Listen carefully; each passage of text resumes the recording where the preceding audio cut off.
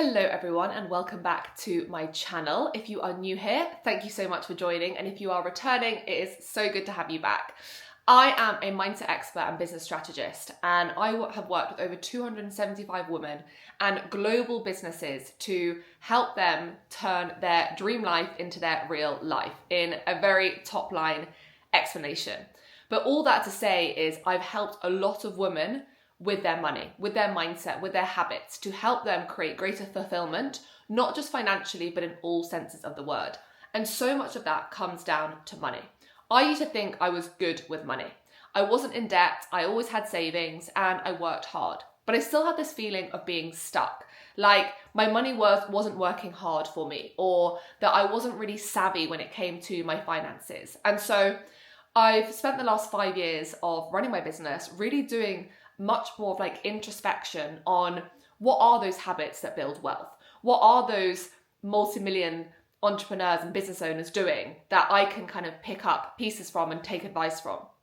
And really looking at my beliefs around money.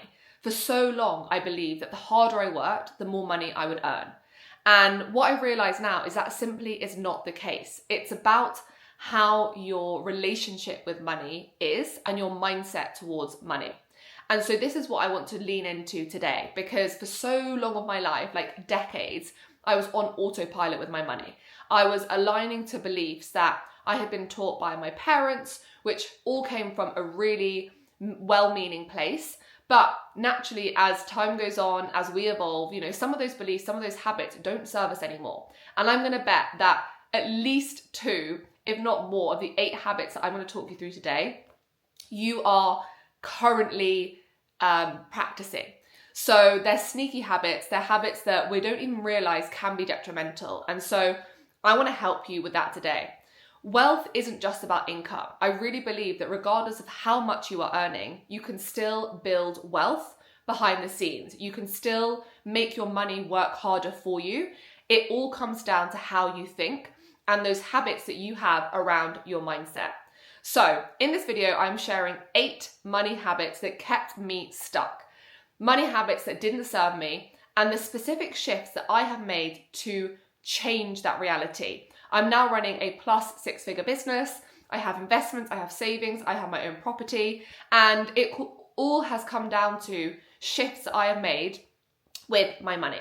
So if you've got any questions as I go through, please pop them in the comments and I will get back to every single one of them.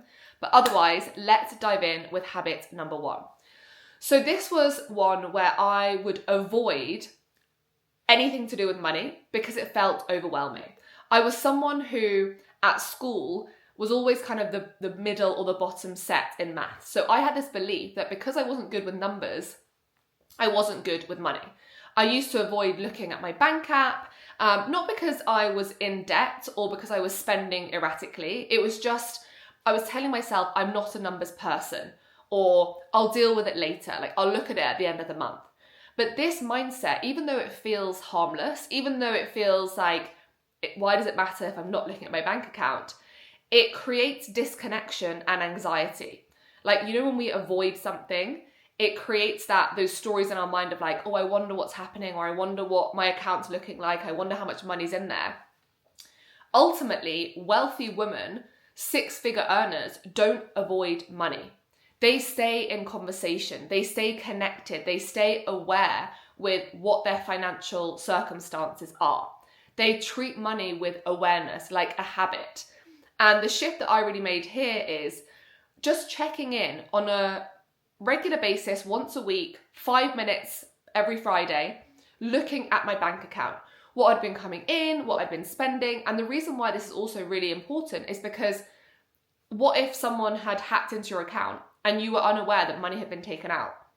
What if a refund that you were expecting hadn't come through yet? That's happened to me before, where I've had to contact the company and said, I processed this refund a month ago and I still haven't had my money back. And it was an error on their part. So it's really about being in the know on a regular basis with what's happening in your account. Money clarity is like a muscle. The more time we spend working on it, the stronger it becomes. And ultimately, having clarity is so key, because then we can decide on what we're doing with our money. And that's how we can then create changes to invest somewhere else, to cut back on this, to cancel a subscription, to do the little things that if we're not aware of, we're not going to be able to do. So that is habit number 1, avoiding anything to do with money because it felt overwhelming. And I promise you, the overwhelm is removed by having more clarity. Okay, habit number 2 was being afraid to ask questions in fear of sounding stupid. Now, I'm sure this is going to resonate with so many of you. Let me know if it does. But this was really, especially in like those corporate environments and even at the earlier stages of running my business, I used to stay quiet and hold back from asking questions because I didn't fully understand a lot of it, like taxes and pensions and interest rates and all these sorts of things. And I felt stupid for not knowing. So I didn't ask. And I would try to Google, that would cause more stress. Obviously now in the days of ChatGPT, things are a lot easier. It's a tool that I always use a lot to help me with things. But avoiding questions actually cost me more than it would be to have felt embarrassed for a couple of minutes. You know, the more we ask questions, the more knowledge we gain, the more confidence we build, and then the more bold decisions we can take when it comes to our money. So think of those wealthy women, think of those millionaires. Those women have asked for help. They've built wealth because they have asked. They have lent on other people's expertise and used that to help them. They seek that clarity. And so that's what I began to do. I began thinking, hang on a minute, why am I causing myself more stress, more overwhelm? I've never run a business before, so of course I don't know things like taxes and dividends and my payroll and things like that. So now I ask, I book a call, I've hired an accountant. So I now have an accountant that I can just email in any moment and ask her questions.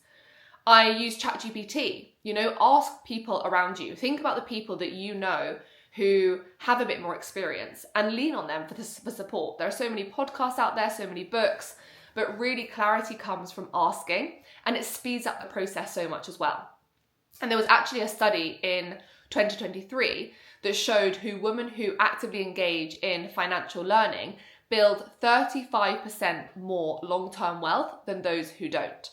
So maybe you want to set regular time once a month, once every 2 weeks, just for an hour to build up your education and knowledge around finances and investments and interest rates and things like that. Okay, habit number 3. Now this is an interesting one. Let me know if this resonates with any of you. It was saving too much and cutting out joy. Now this one really surprised me when I realized it a couple of years ago. I used to think that I was being super smart with money. I'd save so much that I would neglect myself from daily luxuries and those small things that brought me joy, i.e. buying coffee out at the local barista, buying myself flowers, going to get my nails done. But actually, this was me operating from scarcity. I believed that I didn't deserve those things until I'd hit a big milestone in my business. So I was literally saving more than I needed in a way. But as a result, I was feeling unhappy because I was sat at home neglecting myself on the things that brought me joy, like going to a yoga class. I would do a yoga at home, making coffee at home. Now, it's not to say that we want to go to the other extreme and spend all of our money on all of these things, but wealthy women don't fear joy. Wealthy women make room for present moment happiness and to enjoy the money that they are earning. And if you think about it, that joy helps us show up with more energy. It helps foster deeper relationships. We then become a more attractive individual because we glow brighter when we're doing the things that we enjoy. So now I have a pot within my Monzo account, which is like my fun fund. And I've got one that's a holiday fund as well. So I'll put money into that every month for my holidays, and I'll put money into that for me just to enjoy. And that's money that I can use for anything that I want that month. And the challenge really is spending that money and feeling confident in yourself that that's okay to spend. And actually that's still investing in yourself. So that is therefore a good use of your money. All these small experiences that we kind of spend our money on, they boost our life satisfaction. And if we're not enjoying life, then what's the point? Okay, number 4 is similar to number 1, but it's looking actively at my bank statements or investments. So before back years ago, I would kind of not even look at my bank statements. I would just look at how much money I had in my bank at the end of the month, and then see my paycheck come in and then know how much I had to spend. So I'd let weeks go by without checking my accounts. As I say, it wasn't ever because they were empty. I was never in debt. It was just that I didn't want to have this sense of like feeling behind. And it felt stressful. So what I realized is by me avoiding that and by me not checking in on my accounts or my investments, I was neglecting my money. And what I've done in the last couple of years, and it's something that I speak to my clients about a lot, is you want to form a relationship with money. Now, it sounds a little bit woo-woo maybe, but if we're always saying money's stressful, money's overwhelming, money is hard to understand, we're not going to attract in more money. We're not going to feel joy when it comes to money. And actually, there's so many things to feel grateful and joyful when it comes to money about. We just have to shift our mindset.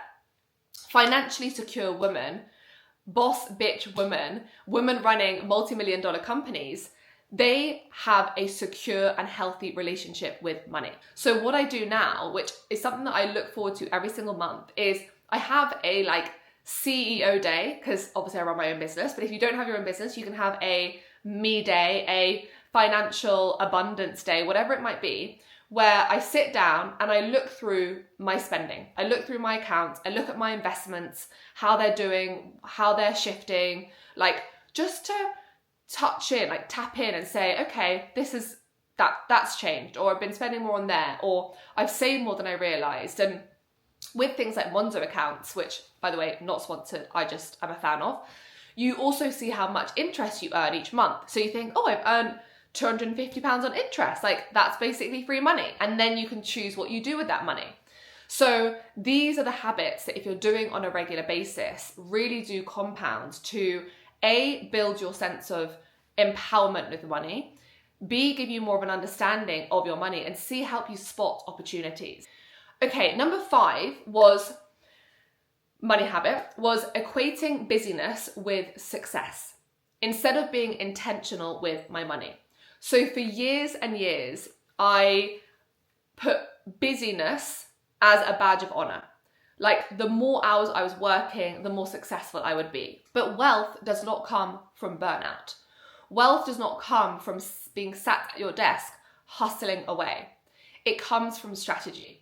And once again, this ties in so nicely with the women that I work with, business owners who are wanting to grow the success of their business, i.e. make more money from their business. It's never about doing more. It's about being more strategic and shifting your mindset. Wealthy women, millionaires, top CEOs, business owners, they use their time and money with intention. They leave space to think. They plan. They make calm decisions. They reflect.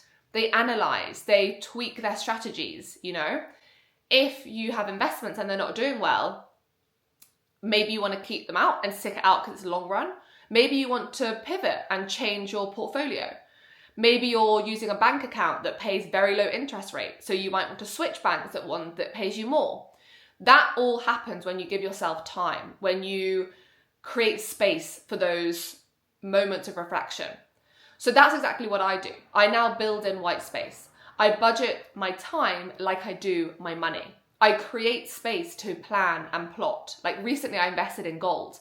That happened because I have a regular hour slot on a Friday for my financial investments and my finance activities. I spent time researching. I had calls. I then made that decision. That wouldn't have happened if I was back to back full of client meetings. So whilst busyness might feel productive, true growth comes from clarity. So create that space, create that time for you to do the research and be intentional with your money. Okay, we've got 2 more.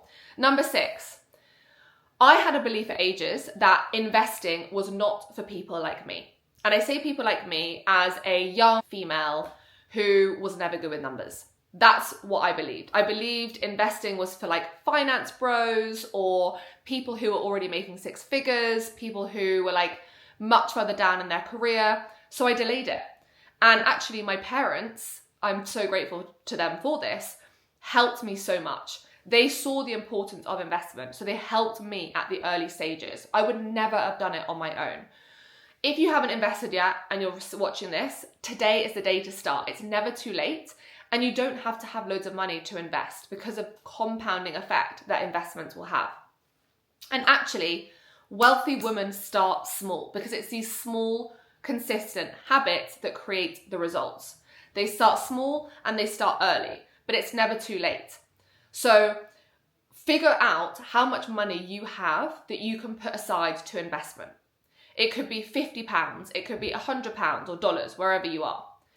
And I started with, I think originally it was £150 a month, I think.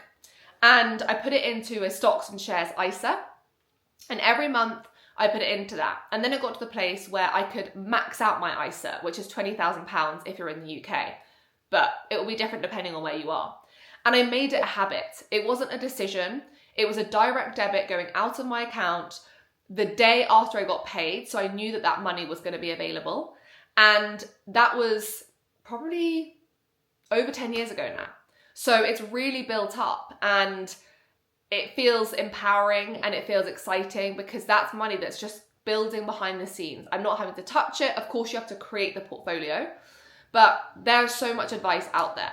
So starting small, regardless of what it is that you have, and making it a habit rather than a decision.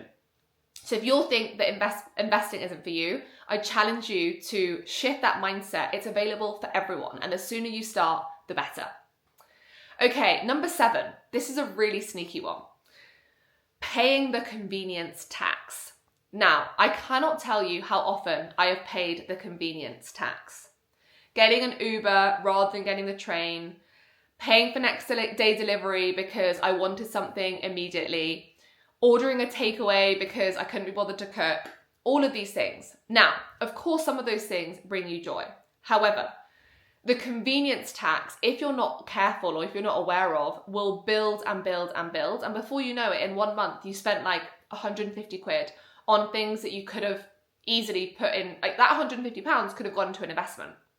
And whilst they feel justified in the moment, over time, it builds up, it builds up, it builds up. And because they're often little fees every now and then, you kind of overlook them. But wealthy women, as we keep coming back to, they are proactive. They plan. So if they need something, they don't need it next day. They don't pay that next day delivery fee. They might not, pay for the food delivery. Now, okay, you could argue if you're earning more, then that doesn't matter. But I'm talking to you as someone who wants to build their wealth. If you're wanting to build your wealth, these are easy shifts that you can change to help you save money and put that money towards things that's actually going to compound and grow in value over time. So things like meal prepping, I began to do more of. Things like ordering things in advance rather than needing them the next day for a party. Choosing a more cost-effective transport option rather than like being tempted to get an Uber. So it's really about being intentional. Intentional living, intentional spending, intentional finance decisions are what is going to help you build wealth. Okay, finally, number 8. Now, this is not one of mine. This is one that I see with a lot of my clients. And it's fairly similar to the convenience tax, but it's the little treat mentality. Now, this is an interesting one because yes, there's joy. Yes, we want to give ourselves little treats, but if they're little treats every day that are costing $100, £100 at the end of the week, then we want to be aware of them. Buying yourself, a hot drink when you're on a walk. Buying yourself food that kind of is more expensive than you need because you're not meal prepping. Buying yourself just like those little things out. Those little treats you think, I've had a hard day's work, so I'll just go and buy myself, a glass of wine at the pub.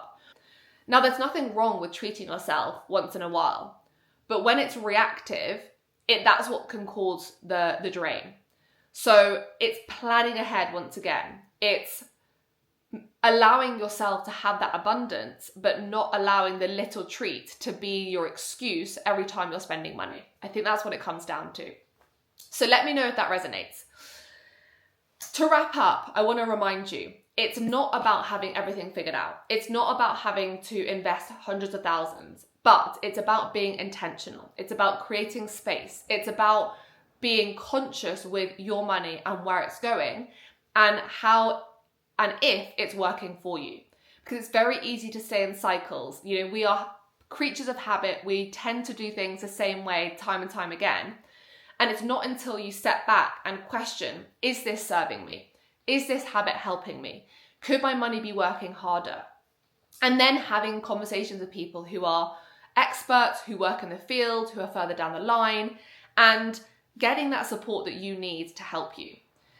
Let me know below which habit feels most relevant to you. Like, which one do you resonate most with? And which one surprised you? Are there ones that you think, gosh, I didn't realize I was doing that? Let me know. If this has helped you, I would love for you to hit the thumbs up, subscribe, ask any questions below. And if you enjoyed this style of video, I can make more of them for you because it's topics that I speak about a lot with clients. Anyway, I hope this has helped and I will speak to you in the next video. Bye.